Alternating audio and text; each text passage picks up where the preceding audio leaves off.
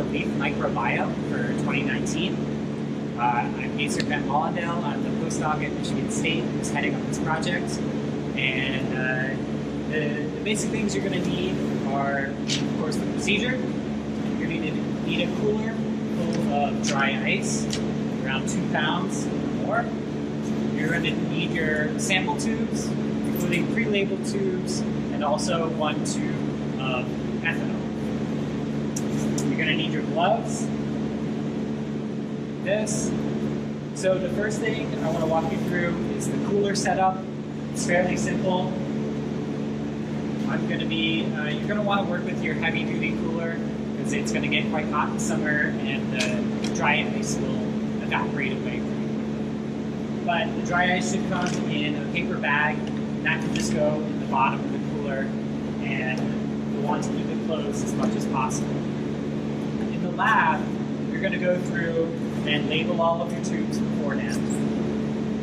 This is a typical labeling scheme, so you're going to want to label with the plant ID up here, starting with J, the plot GL, or the global plot number over here, your initials, and the date that you are sampling. Okay? And then the only change you can make in this case is once we do the second sampling, there should be some infection on the plant, and you're going to add 3 letters I, N, F to your tubes, and you're going to have 10 tubes that are non-infected and 10 that are infected with the same numbers on them. Okay? So for the first sampling, 10 tubes. For the second and third samplings, 20 tubes. I'm just going to start with 2 in this case. So we have all of our tubes labeled. We're going to put them into the cooler on top of the dry ice and keep them inside there as much as possible. Keep the top closed as much as possible. So once you have your cooler right by your plant, the first thing you're going to want to do is put on your gloves. Gloves are cheap. We have thousands of them, and we'll be happy to send as much as you want, so don't be afraid to throw them away if you think they're contaminated. Make sure there's no dirt on the outside. Open the cooler. For this stage only, we're going to leave the cooler open. You're going to take out your ethanol, and you're going to just drop about a teaspoonful onto your hand, just like that. And carefully put the top of the ethanol back on, and coat your hands. You'll have a thin layer of liquid. Make sure you get every crevice decontaminated. The major thing you want to be careful of with the ethanol is that it will wash away the sample tag. So what happens when you spill the ethanol on the magic marker. So it doesn't matter too much for the ethanol label, but if you get that on your sample tubes, then we will lose the samples. So, be very careful. So once it's fully evaporated, you'll feel your hands get cool as it evaporates and it's working.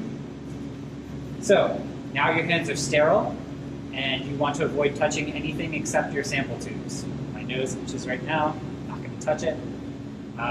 Your clothes, the ground, the plant, unless it's exactly what we want to sample, please do not touch it. So I'm going to grab our first tube, check the label, make sure it matches what we see here. This one is an INF, so this would be if I'm sampling infected leaves. Unscrew it. Don't put the top down anywhere, just keep it in your hand like that. So we're going to sample with one hand. We want to ignore the really low leaves that are old, and we want to ignore the really top leaves that are very young. We want to get from the middle and haphazardly sample, so grab from different leaves around. 1, 2, 3. So we have 3 leaves just like that, without touching anything else. And you're just going to want to fold them up as best you can. It'll be easy in the early part of the season and a bit trickier later in the season as the leaves get really big. But that's what it's going to look like. Stuff them in there and close the top. Okay? Now that that's closed, you can not worry as much about sterility. Put it back in here. Recap. And we'll move to the next plant. If you're sampling, if there is an infection on here, you're going to want to repeat the procedure, re-sterilize your hands, and get both an infected and a non-infected.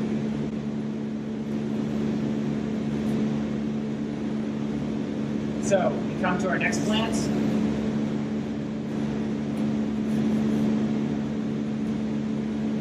Open this, sterilize our hands. Teaspoon.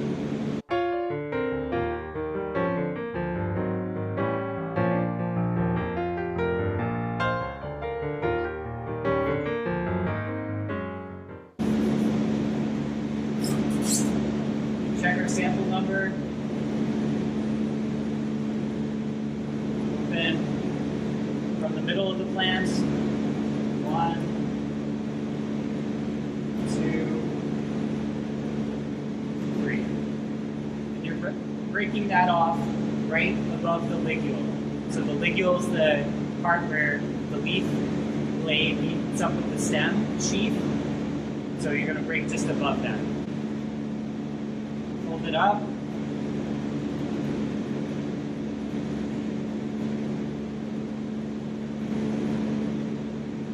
Add to the tube.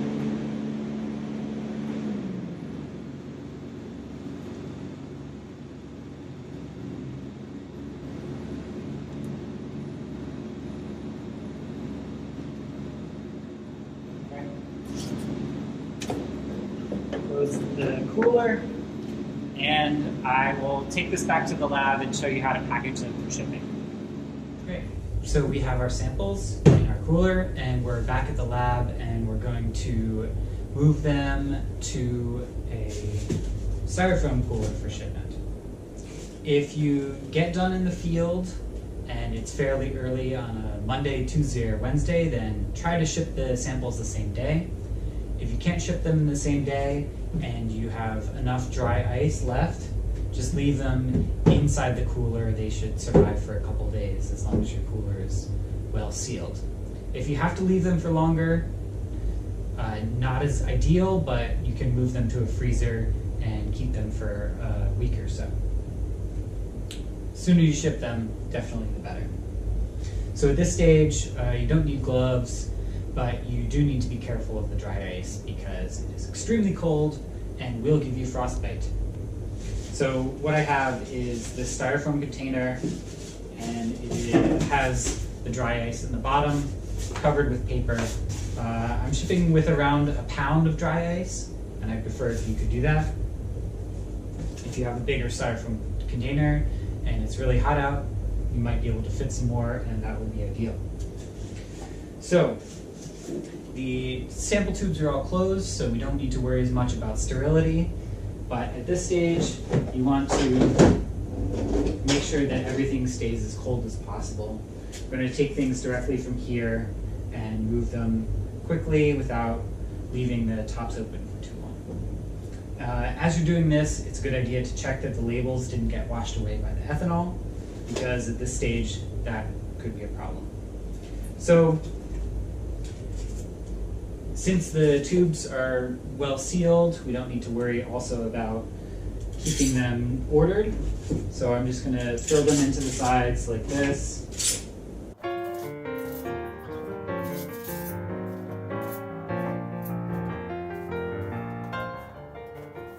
So this is perfectly fine at this stage. We're going to have some tucked along the sides of the dry ice and some just scattered on top. But as long as this gets sealed, this should be perfectly fine with that. So, we're going to quickly put this on top, and we are going to seal it. So you should have some packing tape. Clear packing tape is fine. Duct tape is a little bit harder to work with, but in a pinch that will do. first thing we're going to do is put a sealer on the edge. You want to make sure that the whole top of the styrofoam container is on. If you even have a little bit of a crack or it's askew because you couldn't fit the samples in there, that will really decrease the staying power of the dry ice, so that's not ideal. So make sure it fits on there really well. And first, put a string of tape around the outside.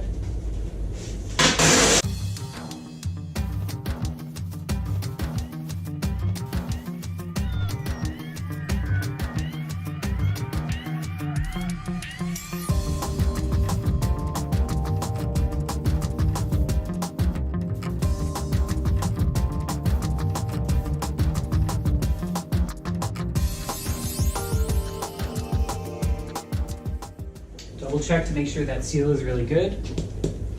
And then you're going to move to the FedEx shipping manual, making sure to follow the dry ice instructions. And you should be set to go. Thanks, everyone.